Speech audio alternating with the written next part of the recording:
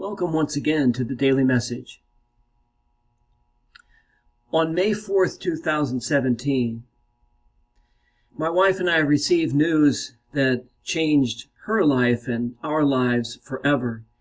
She had had an MRI that day, and the results were not good. The results confirmed that she had a brain tumor, a very aggressive brain tumor. And so she underwent surgery to have the tumor removed. She underwent chemotherapy and radiation, and we were blessed to have her in our lives for 16 months until she passed away last September.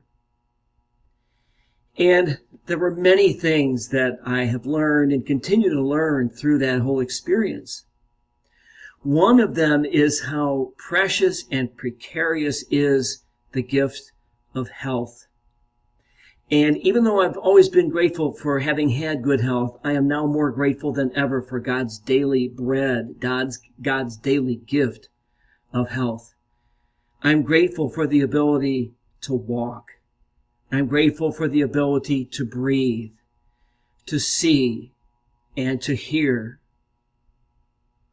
And I want the gratitude that I feel for the gift of health but to be transformed into a deeper sense of stewardship, of care for my health, to never take my health for granted and to never abuse it, so that I can spend many more years with my family, so that I can spend many more happy times with my friends, and so that I can continue to do God's work as He would have me do it.